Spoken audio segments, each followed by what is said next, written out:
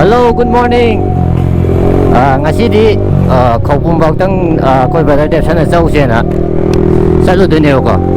Adudo Brother Debsan su asida ngai leire ado Brother Bakar su laani bako. Brother Bakar ngai minarase aduga pulak chatpado yengminarase ba.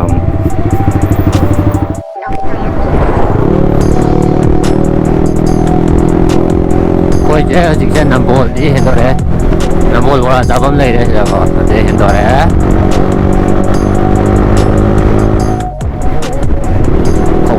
Chalurani itu Khawpum mo halakpaduna part 2 gumba lakto male bako. So ai su Khawpum je ambak chatri ba. Ado laina tam ne yenga chanani. An boy ne Khawpum je Khawpum lain je chatti chakra male bako. Tawge thojal jo.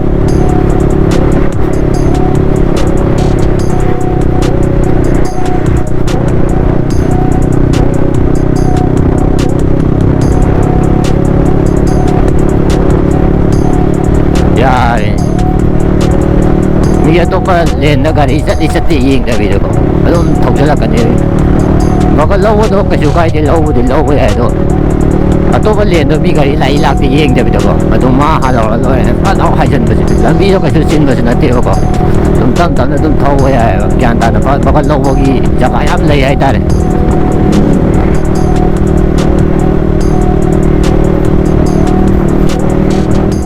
mayamda kaino kata jang ge ko kai thaw tamda ai gi mamang da lei ba kai sina kari ko ba ka lokhat ke tawra ga di aina su kari ko ba ka lokhat ke khaloi dam ne ko mana ko lokhat ke ngai lei timing da ina fa lokhat ga di ma su timing phang na pat hai dok pa ya ko da exchange ko ma thok ka ne ko na aina hana mana hinga tinga da aina hana ga kya ga di on da ko horon ko mo bibi ga sign on taw ya ga ai hana hinga kya ko hinga ti yo ko Mas henga tong ngai ne ko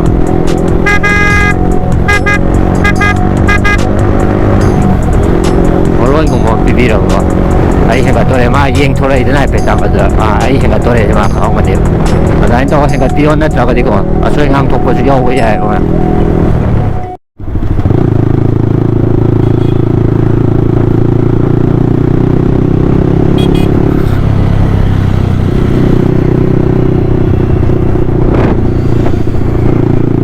Majan din right ta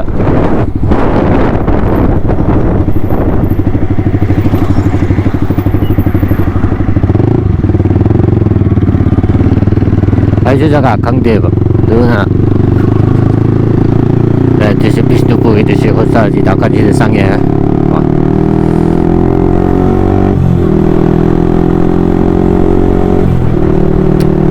jadi da de sang yong ma tung ina ta ne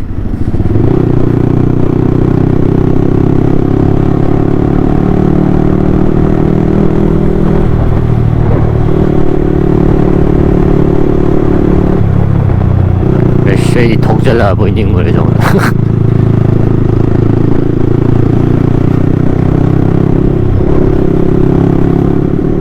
Kung Manipur siya, oil pump din siya, nungay rin. Oil pump, padan niya ang kali. Oil pump niya ako siya, nungay rin. Pwede, hindi, gari itong tao ko din ako. Oil pump niya, may ko hindi. Gari kiti chinjak niya, mukhang kuning chinjak pang akong man.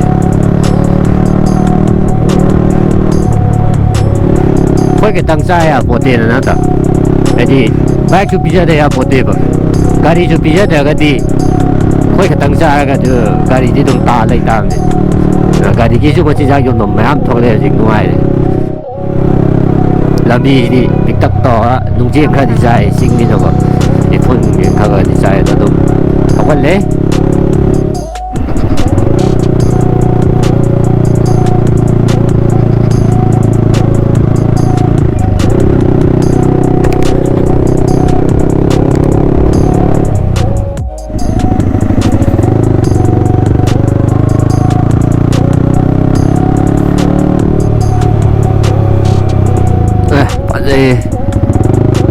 no plastic, no waste, clean and green.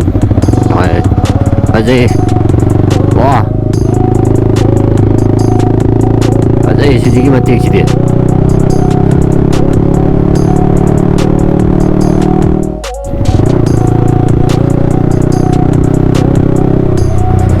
ꯖꯒꯥ ꯈꯪꯗꯕ ꯍꯥꯏꯁꯦ ꯀꯌꯥꯝ ꯌꯧꯗꯣꯏ ꯀꯌꯥꯝ ꯋꯥꯠꯂꯤꯅꯣ ꯈꯪꯗꯕꯤꯅꯦ ꯑꯗꯣ ꯖꯒꯥꯕꯨ ꯈꯪꯗ꯭ꯔꯒꯗꯤ ꯑꯈꯪꯕꯅ ꯆꯠꯄꯗ ꯏꯟꯅꯕ ꯑꯩꯈꯣꯏꯗꯤ ꯅꯠꯇ꯭ꯔꯥ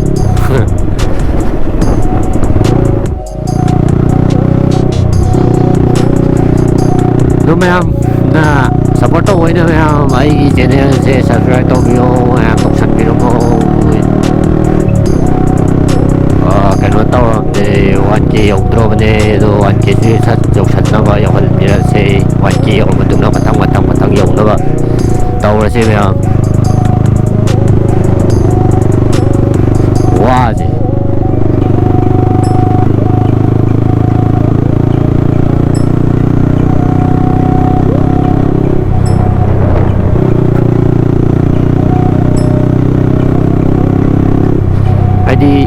아이도 블로그 떠보지 파잖아 떠봐 해드리고 아도 땀나 좀 땀마 이나고 좀 떠가 좀 하이라니 아마도 ꯃꯌꯥꯝꯁꯨ ꯁꯞꯄꯣꯔꯠ ꯇꯧꯁꯟꯕꯤꯔꯛꯑꯣ ꯃꯌꯥꯝꯅ ꯁꯞꯄꯣꯔꯠ ꯇꯧꯔꯤꯒꯩ ꯑꯩꯁꯨ ꯍꯥꯏꯗꯤ ꯏꯟꯇꯔꯦꯁꯇꯣ ꯂꯩꯔꯤꯒꯩ ꯍꯩꯕ ꯍꯦꯟꯒꯠꯂꯛꯇꯣꯏꯅꯦ ꯊꯕꯛ ꯑꯃ ꯇꯧꯕ ꯍꯥꯏꯁꯤꯅ ꯂꯝꯕꯤꯁꯦ ꯆꯤꯡꯅꯤꯅ ꯌꯥꯝꯅ ꯈꯣꯏꯔꯤꯡ ꯈꯣꯏꯗꯥꯡ ꯇꯧꯔꯁꯨ ꯌꯥꯝ ꯀꯩꯅꯣ ꯍꯥꯏꯗꯤ ꯉꯝꯃꯒ ꯈꯣꯏꯕꯅꯤꯅꯀꯣ ꯉꯝꯕ ꯇꯦꯊꯕ ꯑꯃ ꯌꯥꯎꯔꯛꯄꯅꯤꯅ ꯊꯧꯕꯗꯨ ꯁ꯭ꯄꯤꯠꯁꯦꯗ ꯕꯛ ꯂꯥꯎ ꯊꯧꯖꯤꯟꯕꯁꯨ ꯌꯥꯗꯕ ꯕꯛ ꯂꯥꯎꯅ ꯆꯥꯡ ꯑꯃ ꯌꯦꯡꯗꯗꯤꯀꯣ ꯊꯧꯖꯤꯜꯂꯨꯔꯦ ꯗꯛ ꯂꯥꯎꯅ ꯍꯦꯛꯇ ꯌꯧꯁꯟꯕꯅ ꯍꯥꯟꯕ ꯑꯗꯨꯃꯥꯏꯅ ꯇꯧꯋꯦꯕ ꯑꯗꯨꯏ ꯃꯊꯛꯇ ꯒꯣꯂꯥꯏꯁꯨ ꯌꯥꯝ ꯊꯦꯛꯄꯅꯤꯅ ꯒꯥꯔꯤ ꯑꯃꯒꯁꯨ ꯎꯅꯕ ꯅꯠꯇꯦ ꯍꯥꯏꯗꯤ ꯑꯩꯅ ꯊꯦꯛꯄ ꯍꯧꯔꯒ ꯒꯥꯔꯤ ꯑꯃ ꯊꯦꯛꯆꯜꯂꯛꯄꯅꯤꯅꯀꯣ ꯑꯗꯣ ꯑꯩꯅ ꯁꯤ ꯊꯦꯛꯆꯜꯂꯛꯀꯦ ꯃꯥꯁꯨ ꯊꯦꯛꯆꯜꯂꯛꯀꯅꯤ ꯎꯅꯗꯦꯕ ꯃꯥꯅꯁꯨ ꯑꯩ ꯎꯗꯕꯅꯤꯅꯀꯣ ꯑꯗꯣ ꯑꯁꯤꯒꯨꯝꯕꯁꯨ ꯈꯔ ꯌꯦꯡꯗꯕ ꯌꯥꯗꯦꯕꯀꯣ ꯆꯤꯡꯗ ꯊꯧꯕ ꯍꯥꯏꯁꯦ ꯑꯩꯈꯣꯏꯒꯤ ꯍꯥꯏꯗꯤ ꯇꯝꯗ ꯊꯧꯔꯒꯅ ꯑꯃꯨꯛ ꯀꯩꯅꯣ ꯇꯧꯋꯤꯅ ꯍꯥꯏꯗꯤ ꯏꯁꯇ꯭ꯔꯦꯠꯇꯣ ꯂꯝꯕꯤ ꯑꯣꯏꯔꯒꯗꯤ ꯑꯃꯨꯛ ꯇꯝꯗ ꯊꯧꯔꯁꯨ ꯂꯝꯕꯤ ꯍꯥꯏꯔꯒꯗꯤ ꯁꯤ ꯌꯦꯡꯒꯗꯕꯅꯦ ꯍꯥꯏꯗꯤ ꯀꯣꯅꯔ ꯈꯨꯗꯤꯡꯒꯤ ꯀꯣ ꯑꯗꯣ ꯑꯩꯈꯣꯏ ꯆꯤꯡꯗꯗꯤ ꯑꯃꯨꯛ ꯍꯦꯟꯅ ꯑꯃꯨꯛ ꯆꯦꯛꯁꯤꯟꯕ ꯃꯊꯧ ꯇꯥꯏꯌꯦꯕ ꯑꯩꯈꯣꯏꯒꯤꯁꯦ ꯍꯥꯏꯗꯤ ꯈꯤꯇꯪ ꯁꯣꯏꯕꯗ ꯆꯤꯡ ꯍꯥꯏꯁꯦ ꯁꯤ ꯊꯥꯝꯗ ꯊꯣꯝꯖꯤꯜꯂꯒꯗꯤ ꯑꯃꯨꯛ ꯐꯩ ꯁꯣꯏꯕ ꯍꯥꯏꯁꯦ ꯁꯣꯝꯗ ꯁꯣꯏꯈꯤꯕ ꯍꯥꯏꯁꯦ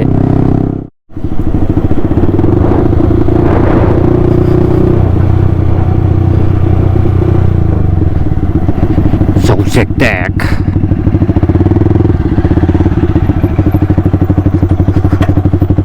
Oi Gì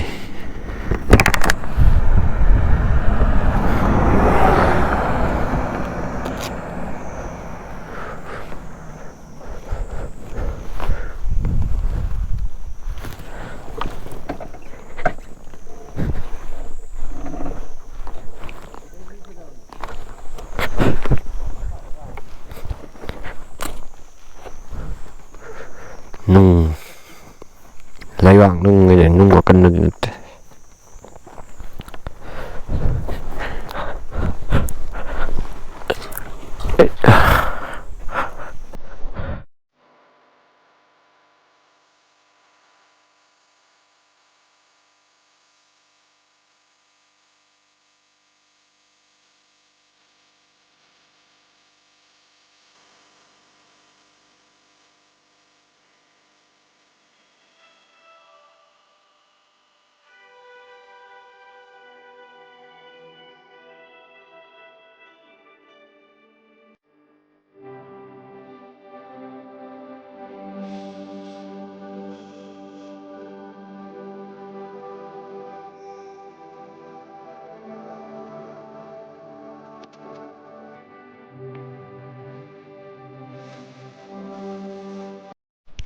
Sile kya wali jana aida Sile kya wali jana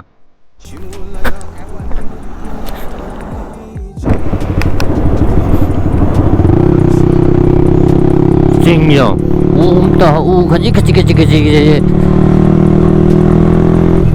Kaji Machi mami ta do aina ta lai ri u gai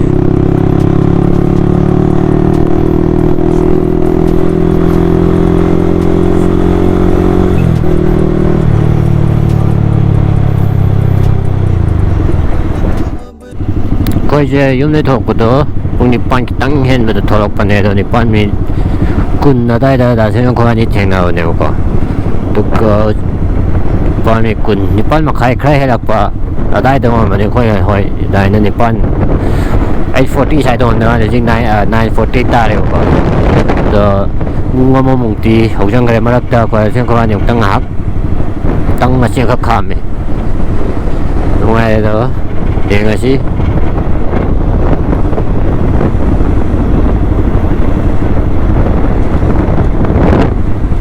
ꯌꯧꯗ꯭ꯔꯒꯁꯨ ꯃꯥꯜꯂꯦ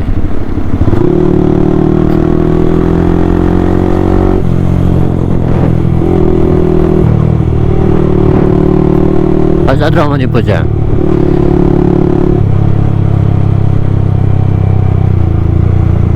ꯎꯁꯦ ꯐꯖꯅꯒ ꯍꯧꯔꯝꯃꯗꯤ ꯌꯦꯡꯉꯣꯁꯦ ꯄꯨꯔꯥ ꯊꯤ ꯐꯖꯔꯗꯕꯅꯦ ꯎꯒ ꯉꯁꯥꯏ ꯁꯪꯇ꯭ꯔꯤꯛ ꯁꯪꯉꯗꯤꯀꯣ ꯄꯨꯔꯥ ꯏꯃꯥ ꯂꯩꯕꯥꯛ ꯁꯅꯥ ꯂꯩꯕꯥꯛ ꯀꯪꯂꯩꯄꯥꯛꯁꯦ ꯂꯣꯏꯔꯦ ꯍꯧꯖꯤꯛ ꯎ ꯍꯧꯗ꯭ꯔꯦ ꯌꯦꯡꯉꯣ ꯇꯧꯔꯤꯁꯦ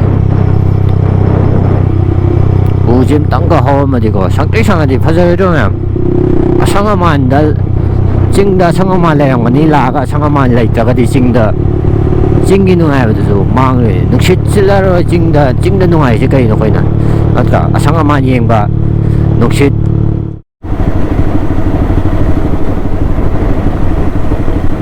ꯂꯝꯕꯨꯡ ꯚꯤꯂꯦꯖ ꯖꯥꯎꯖꯥꯡꯇꯦꯛ ꯅꯣꯅꯦ ꯗꯤꯁꯇ꯭ꯔꯤꯛ ꯇꯨꯄꯨꯜ ꯀꯤꯂꯣꯃꯤꯇꯔ 30 ꯁꯣꯝꯗꯩ ꯆꯠꯂꯒꯗꯤ ꯀꯣ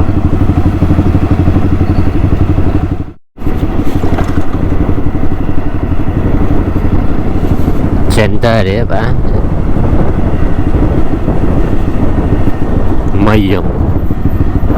ꯃꯩ ꯊꯥꯗꯣꯛꯈꯤꯕ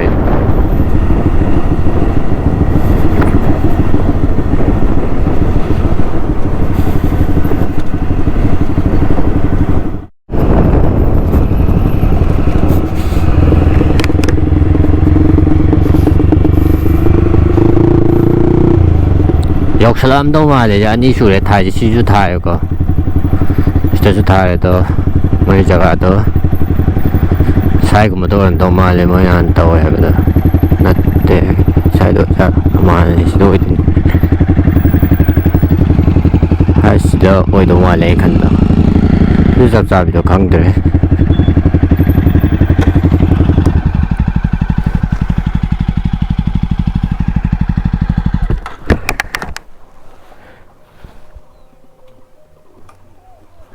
시단이네. 시단이에요. 시다가 잘 내리세요.